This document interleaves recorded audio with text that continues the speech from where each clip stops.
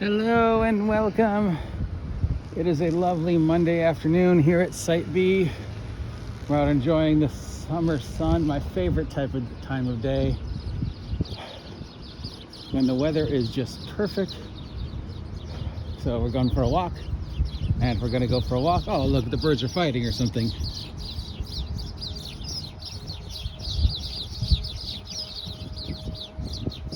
Guys, what are you fighting about? Like some kind of domestic squabble. Oh, but I show up and they're like, yeah, nope, okay. That was weird. They're still arguing. So you know there's that MatPat guy, right? You've probably heard of him. And he does like film theory, game theory, food theory, comic book theory. Well, last week I introduced you to my wackadoodle theory regarding Tomb of Horrors. This week I will introduce you to one, because I have a few, of my wackadoodle theories involving White Plum Mountain. For clarification, we are only dealing with classic White Plum Mountain as it has appeared in all the various editions. Not any of the Dragon magazines, though we will mention them, or any of the Return to White Plum Mountain, White Plum Mountain 2, Electric Boogaloo, White Plum Mountain 3. Now we're just talking classic White Plum Mountain that was submitted, you know, as a part of this guy's attempt to get a job. Gygax liked it so much, he made it a thing, and he gave that guy a job, and there's that map of the whole world that he meant to explore, but we don't know whatever happened. Some of it has been, some of it hasn't, but whatever. So, here is my wackadoodle theory involving White Plum Mountain number 1, because I have like 3. Everybody was in on it. Now, I used to say it was an insurance scam, but that's not really the term I was looking for.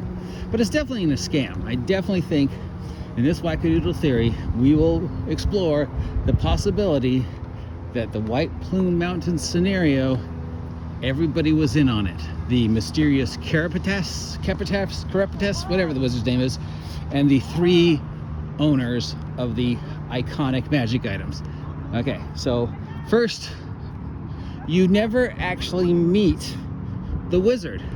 You hear his voice, you receive a note, you find his little clues, he's maybe mentioned by the NPCs, but at no point in time do you encounter the bad guy in White Plum Mountain. You encounter his minions, but you never meet him. Sequels have since explored that, but for the most part, not counting the sequels, no, you never meet him. So that's the first one. Second, it feels like White Plum Mountain was specifically designed for this one purpose. Right? That's what he says. It's not just like, oh, I built this dungeon and I want to test how tough it is. No, it's like, I built this dungeon specifically for you to try and take these items back from me. That's number 2. Right? Number 3, White Plum Mountain doesn't feel like any other dungeon. It feels like an amusement park, like it was built for fun, like it was built for a test. Like there's no rhyme or reason to it. It wasn't like built by committee or following a plan. It's just sort of all over the place. There's a log flume ride in White Plum Mountain for some reason. It feels like it was built by adventurers for adventurers. Now remember these 3 things, okay? Now the encounters in White Plum Mountain range from ridiculous to very, very easy to kind of hard. There's only one encounter that could definitely be a TPK, and one maybe TPK, but both those are because of the environmental threats, not the monsters. You know, falling into the lava or piercing the bubble and getting drowned in boiling hot water, that would kill you. But the actual monsters, you know, range from some dude to, you know, a bunch of dilapidated, sort of slightly used monsters. Maybe like things that were captured during somebody's adventuring period, right? All right. The introduction to White Plum Mountain is that there are 3 legendary magic items owned by 3 famous adventurers. We're never really given a lot of information about them. We just know that they have them out for display, and they're stolen by this wizard. Why? He has some grudge against them, but no, really, he's doing it to prove that he could, and he's daring you to come get them. He's telling you exactly where they are, and he's daring you to come get them. Interesting. So the 3 adventurers who are powerful enough to own these 3 magic items ask you to retrieve them. In return, there will be rewards, but they say we have to get the magic items back. You have to return the magic items. Now, the magic items in question are Wave, Whelm, and Black Razor, which are basically rip-offs of other classic magic items from fiction and literature and mythology. We have Wave, which is basically the trident of Poseidon with a little extra oomph, or the trident of Aquaman with a little bit extra oomph. It's a magic trident. How often have you ever run into a magic trident in Dungeons and Dragons? That might be the only one. Right? We've got Whelm, which is basically Thor's hammer, or the hammer of Thunderbolts, or the dwarven hammer. It's a big dwarfy dwarf hammer that does dwarf stuff. And we have Black Razor, which is painfully obviously a ripoff of Stormbringer from Elric of Milberone. Alright, so we've got a soul-sucking sword, we've got a magic trident with a little extra oomph, and we've got Thor's hammer. They've been stolen. Your reward is stuff, if you get it back. You know, whatever you find, you get to keep, and we've got some stuff for you if you return. But you can't keep the items. You can't keep the items. By the way, all 3 of the items have some major drawbacks / curses. And that's it. These guys, if they're powerful enough to have those items, are powerful enough to get them themselves. But instead, in typical video game fashion, they hire a bunch of losers, a bunch of adventurers to go get the items. All right? And then they send you off. No help. Maybe they give you some horses if you don't have any. Some basic gear if you don't have any. But that's it. They don't send like, oh, we'll send an army. We'll hire some mercenaries. It's like, no, you 4 guys, go get it. All right, we'll be waiting. Bring back our stuff. So you go. And the map of the area is cool, right? You kind of always wish there was more going on, and later on they have revisited the map. But you get into White Plum Mountain, and White Plum Mountain is pretty straightforward, as we've discussed it before. There's only so many things you can do, and each path you choose feels like you're going through an amusement park, a training ground, something a group of adventurers might have put together. White Plum Mountain feels like a dungeon for adventurers, built by adventurers. And although you hear the name mentioned of the evil bad guy, you never meet him. He does nothing to impede you. In fact, he kind of encourages you to finish. So you go through the encounters. Each one is a series of small encounters, and then a major iconic encounter. For Whelm, you've got to do the thing where you jump on the chains over the lava pit and try not to get hit by the boiling hot lava. And waiting for you is a vampire who is armed with this dwarven hammer. Now, it's never specifically said he is a dwarven vampire, but I think everybody's always just sort of assumed he was a dwarven vampire. And in later books, when he's revisited, it's he was a dwarven vampire. Now, he could have taken you out at any point in time crossing the thing. And every time I run White Plum Mountain, people just go, oh, I can't fly. And totally skip the stunt. So, I'm vampire, I see you jumping across my pit of doom towards me. Why am I not shooting you with my crossbow? And then it says in the fight, if he drops below X number of hit points, he'll just bail.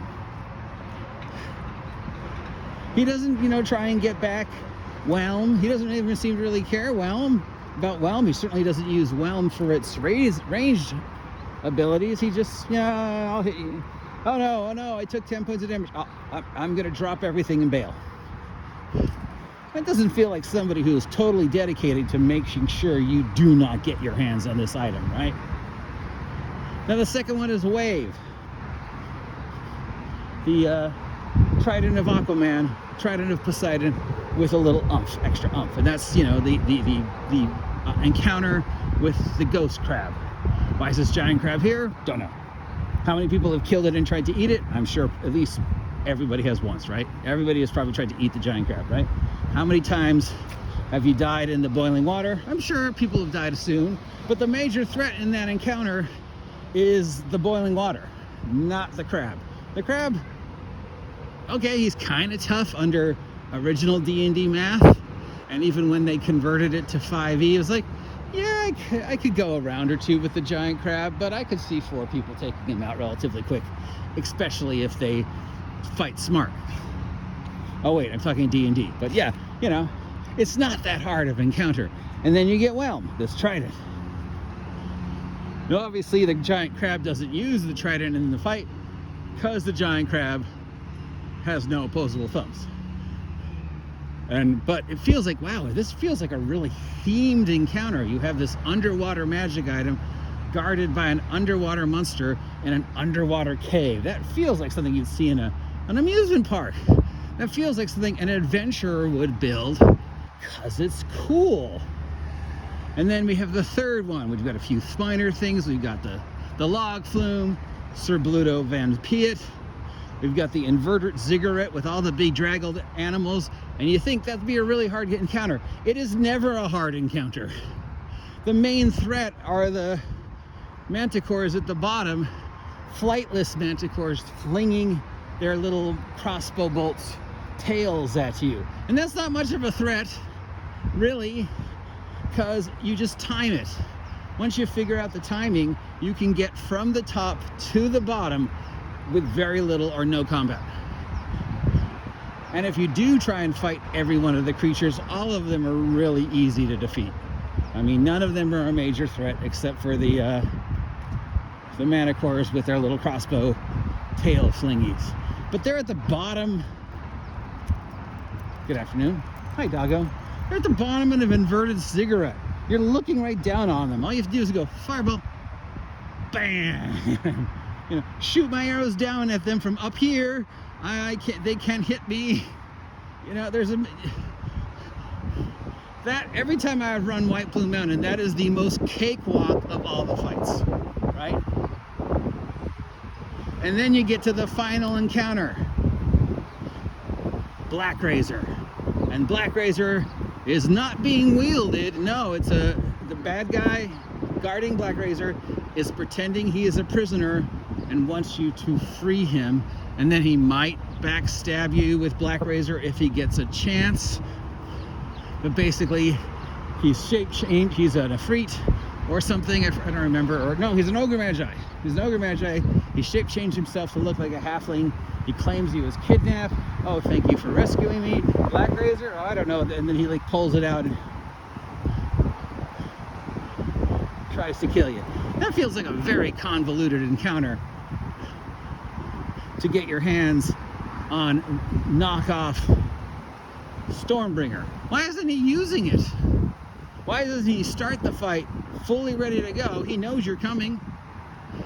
There's plenty of noise, but now he's kind of like, hey guys, what's up? I'm a kidnapped guy. Hey, save me. What? Magic item? No, I don't know. Whoops. Oh, what was that doing under my bed? Hey. Yeah, it doesn't feel like it's meant to be that hard of an encounter. I'm sure people have written it to be harder. Like, yo, fuck that. I'm going to give him Black Razor and he'll use it in the fight. But it's not written like that. It's kind of written like you should win. In fact, all 3 fights,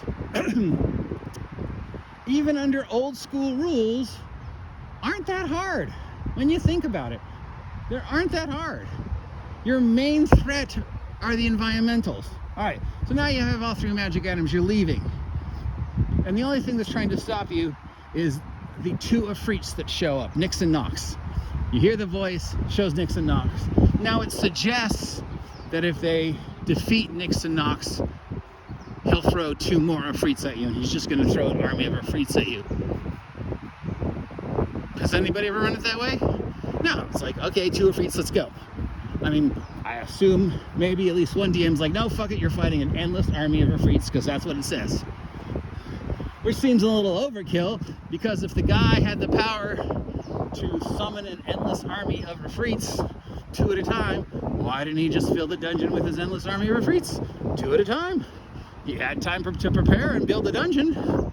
Apparently it's a power he has suddenly, but no, you only ever see Nix and Nox, right? And then you're out. And then you discover, oh no, each and every one of the magic items are royally messed up. They all have extreme disadvantages connected to them. They're all cursed. Sure, they're cool and they've got all these cool abilities, ranging from, wow, that's cool, to, that's kind of cool, to fuck, it's Stormbringer. But they all have disadvantages built into them. Now the guys say they want you to bring it back, or else.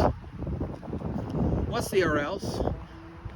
I think it's implied that they would hire invisible stalker assassins to go after you, but it doesn't really feel like they do. You know, you don't get the stats for the invisible stalkers, assassins. You don't really get any explanation of these guys going around to get it back. In fact, it feels like they don't want them back. In fact, it feels like they were in on it. They built the dungeon because it feels like a dungeon built by adventurers. They were in on Carapatus stealing the artifacts, and then they don't really want them back. And why don't they want them back? Because now you're stuck with the disadvantages.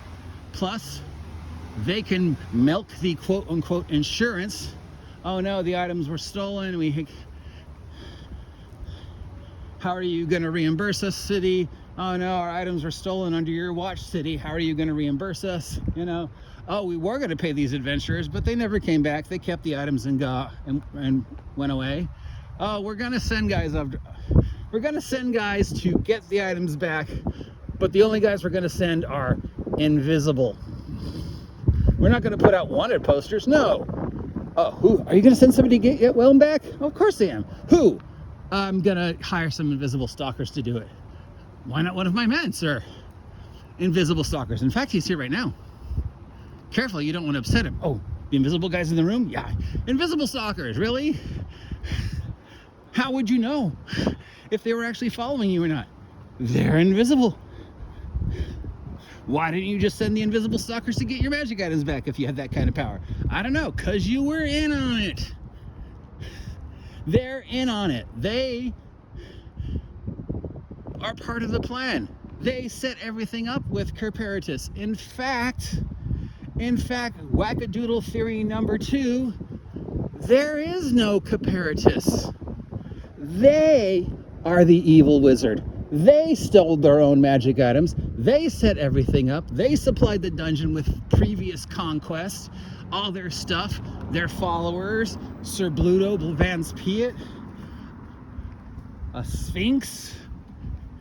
These all sound like things that adventurers have encountered over their years of adventuring and then filled up their practice dungeon with.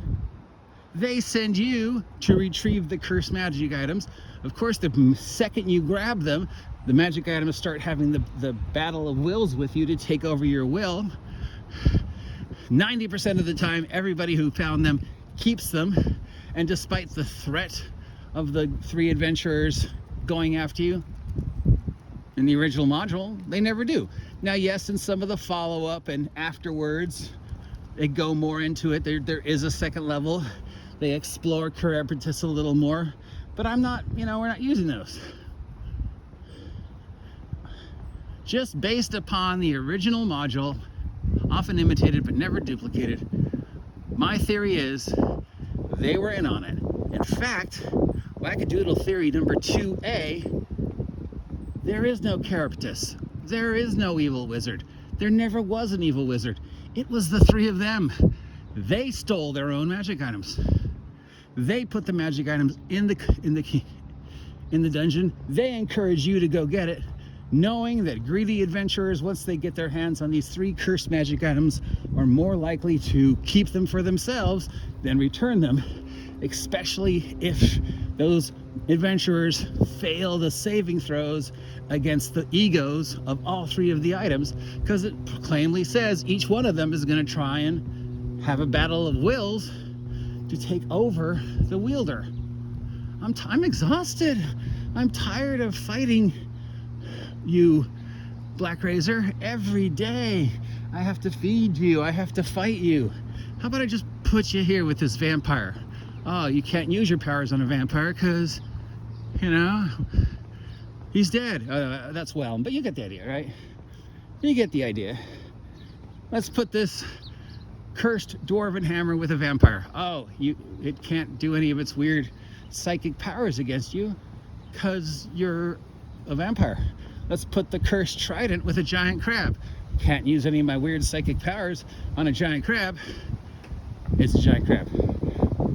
They're in on it. They're in on it. They have no intention of getting the magic items back ever. They do not send anybody to go get you. And in fact, there is no Chiropodist. It's them. It's the Scooby-Doo ending. Now let's see who the evil wizard really is. Yoink. The famed adventurer that hired us? I would have gotten away with it too if it wasn't for you meddling kids making your saving throw against possession. Dun, dun, dun. So there we go. That is my wackadoodle theory about White Plum Mountain. Do you agree with anything that I said? Or do you think I'm a total lunatic? We'll do this again. Till then, bye.